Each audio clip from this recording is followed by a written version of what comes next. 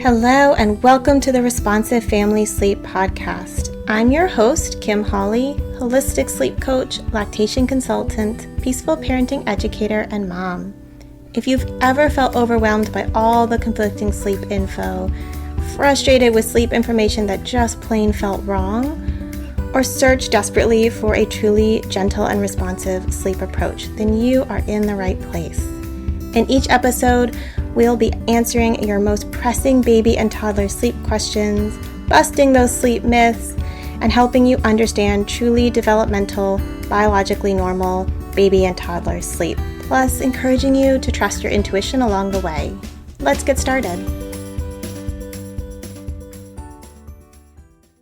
Hello, and welcome back to the podcast. This episode is releasing on Christmas, so if you celebrate, Merry Christmas.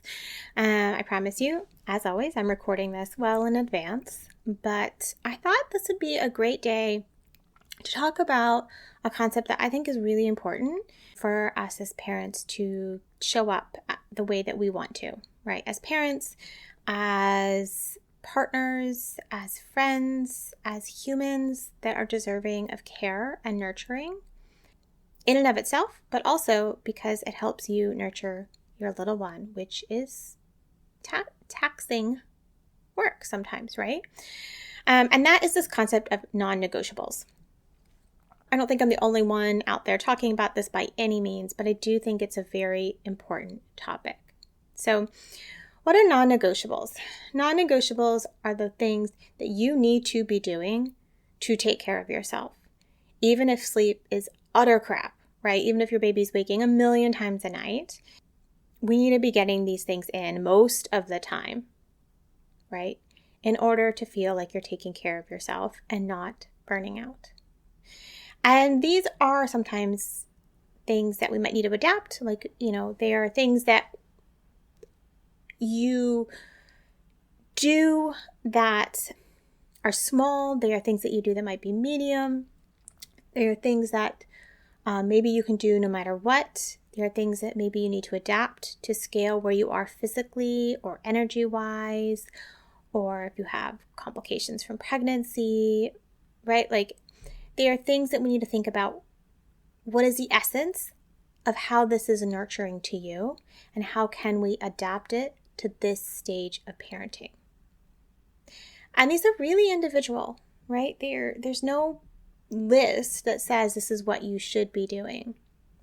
But I think it's important to think about, okay, if all of the supports were there and I could set up small, achievable things, what would be the things that would help me feel like I'm taking care of myself?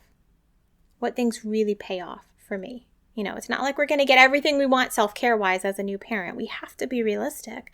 But also, I think sometimes we don't recognize the impact of small choices, and we don't set ourselves up to prioritize the things that we can. Now, I want to acknowledge that somebody with a lot of family nearby to help with childcare is going to be able to do more, probably. Somebody with a really supportive partner is going to be able to do more than someone who is single parenting or doesn't have a supportive partner, right? So there's an element of how do we adapt what these things are to your reality. Some of them are lovely to do in the moment, really relaxing things. Some of them are those you'll get the benefit, but they take some self-discipline to make sure that you're doing, right? And so what I thought I'd do is, first of all, invite you to think about what those things are. And if you're not sure, just start brain dumping. What things help you feel like you're taking care of yourself? And then don't even think about the realisticness of them at first. Just thought dump them down. And then start thinking about what about this makes me feel like it's important in taking care of myself and nurturing myself. And if it's highly unrealistic, is there a way to take that underlying essence of it and bring it into something that's realistic? So I thought I'd share some of my non-negotiables with you all and talk about how I applied them in different points in my parenting, or how I've seen families apply similar things under different circumstances. And that's just to give you some ideas, right? Keeping in mind that this is individual, that I certainly didn't have all of these figured out when my oldest was a baby. These are things that I figured out about myself over almost 13 years of parenting. Y'all, my oldest is going to be 13 in March. That's insane. But these are things that I have figured out over almost 13 years of parenting. So, if it's helpful, here are mine, right? Number one for me has been since day one to prioritize running. Now, I am a crazy person, y'all, and I signed up for a marathon. It was my third marathon, but a marathon when I was pregnant with my oldest to run when he was 8 months old. Now, I don't necessarily advise that, but I wanted a goal. I wanted something that would make sure that I would stay active, knowing that maybe I wouldn't be able to run it, right? Like that was a possibility, but I wanted something that kept me connected to my running friends. They gave me a goal. I've always done better with a goal for running to hold myself accountable. And I knew that about myself already. And it was my third marathon. So this wasn't like something totally I hadn't done before. I run 2 marathons in the year before getting pregnant. So that was a big one for me. And I was one of those disgusting people who bounced right back after my oldest and was in great shape. And I mean, he was a wakeful baby, so I wasn't getting the best rest, but like physically, I was so good. I mean, I can look back and kind of hate myself, to be honest. So it's okay if you're like, Kim, I hate you. Why are you telling us this? But how did that happen? That happened because I knew it was essential for my mental health and my physical health, right? I also knew that I had discussed it with my husband, who agreed it was a priority that he was willing to scaffold because marathon training takes scaffolding, even without a new baby. And so I could not have done it without his support. Now, fast forward, my daughter, totally different recovery. Pelvic floor issues, adrenal issues, thyroid issues that had flared up. I was beyond tired and she was a better sleeper. So, and I like literally physically, my core, my pelvic floor, I was not bouncing back into running like that. But the priority was still there. So it took me, 6 months to be able to run a 5K. Whereas with my son, I was running, 20-mile long runs, peaking in marathon training. Very different experiences. I had less time. I had more physical recovery to do. And I had more health things I was juggling. But that priority was still there to make sure that I did that. And I'll be honest, I didn't always like it. I didn't always like running after my daughter was born. So, because it felt like I was slogging up this huge hill and crawling out this huge hole or whatever metaphor. It was hard. It's hard to get back in running shape. Like it is. I couldn't run during that pregnancy. Anyway, it was a whole thing, right? So, again, the scaffolding and the priority there. Now, there's lots of ways to adapt that, right? If I couldn't run, maybe I needed to walk. Maybe, I mean, that's not really the same thing for me, but if like running was really off the table, right? That could be a thing. For families who really don't have the scaffolding to prioritize fitness without their baby, maybe that looks like dance party with baby, parent baby exercise classes, like once your baby's old enough, a running stroller, right? There are so many ways to get that movement piece in if that is big for you. And even if it hasn't been the past, maybe some gentle movement is what you need to feel like your body is being taken care of. So probably more than you wanted to know about my postpartum running.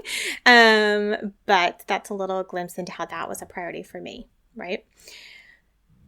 Now, that's, I would say, a bigger one, right? Smaller ones for me have been prioritizing going outside every day.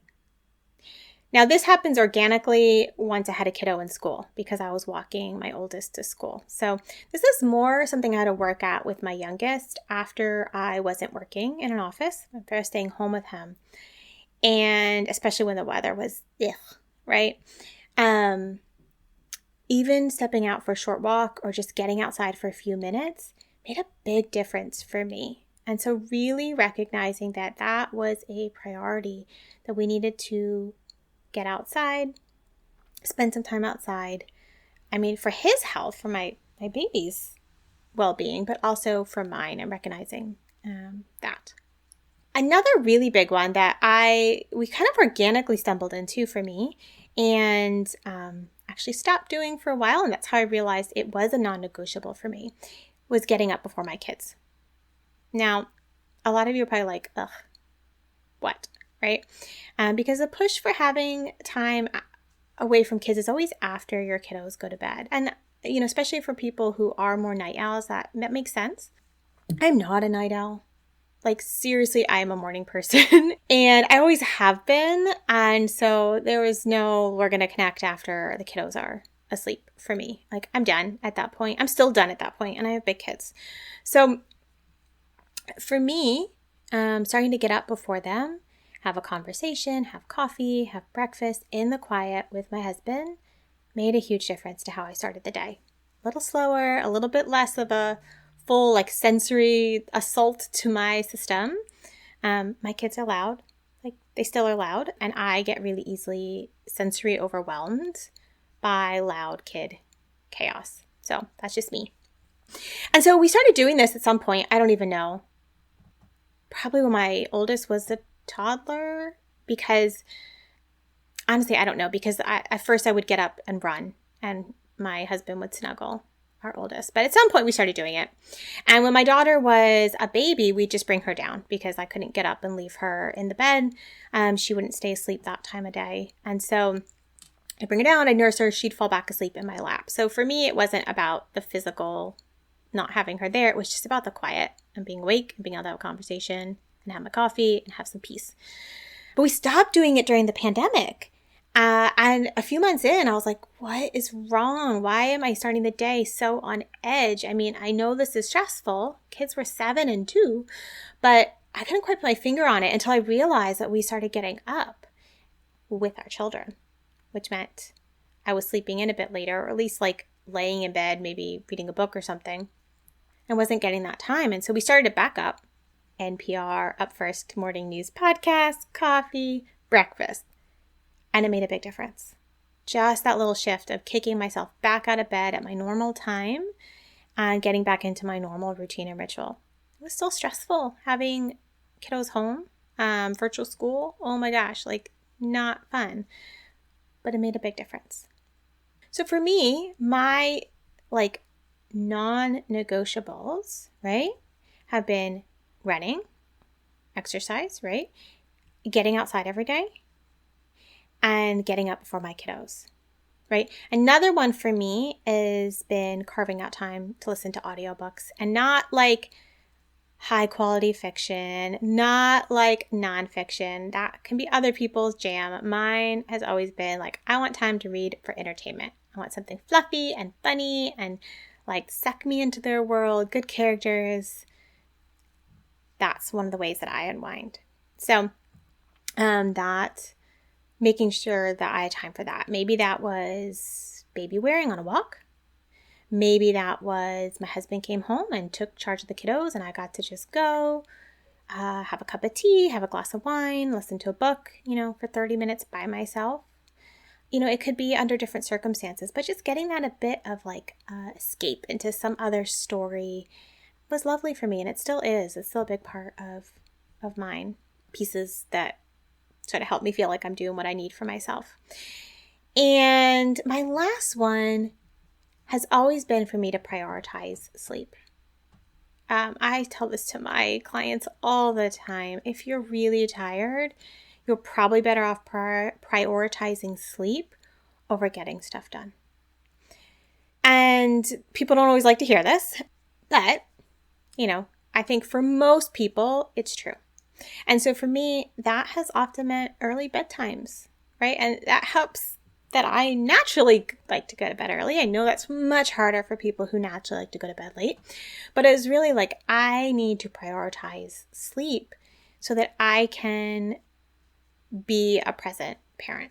Because if I am not prioritizing sleep, then I can't do some of the other things that help me be a present parent, like get up before my kids, like have the energy to be active, to fit in runs, right?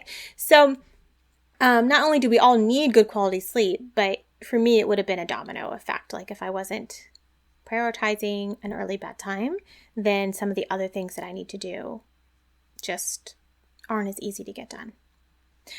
So those are 5. I think 5. I think I said 5 things that have been really important for me. They're some of my non-negotiables.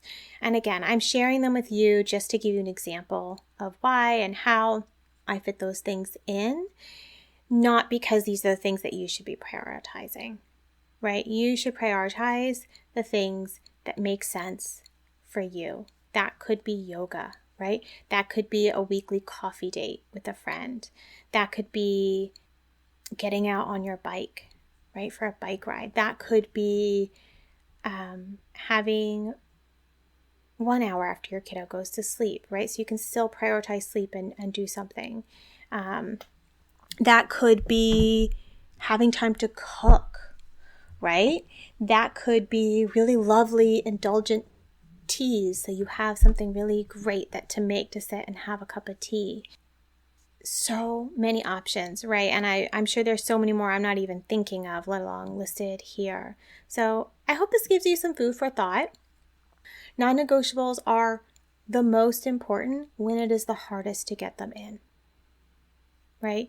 When we are feeling the most run down, that is when those little priorities and choices are the most important. So, there were definitely days I was too tired to run, where it was not a good idea, right? There's one thing to push through tiredness, another thing to push through like a different level of tiredness. So what could I have done? Could I shorten my run? Could I make it easier? Could I just walk, right? How do we scale to fit the moment in a way that still honors what that non-negotiable is? Anyway, I hope this wasn't too long and rambling for you all. Happy to talk more about this stuff if anyone is interested, but I hope this gives you some food for thought and that you get figuring out those non-negotiables and start scaffolding them into your daily and weekly rhythms and routines. Thank you for joining me today. I hope this episode left you feeling more informed, confident, and encouraged on your sleep journey. And just a reminder before you go that nothing in this episode is individualized to your specific sleep situation, nor is it to be taken as medical advice. Take what resonates, ignore what doesn't, and check with your healthcare provider about any medical concerns. Take a moment to subscribe to this podcast so that you'll never miss an episode. And take a moment to rate, review, or share an episode you love on social media. All of that helps parents just like you find me, this podcast, and this gentle and responsive sleep information. I'll see you next time.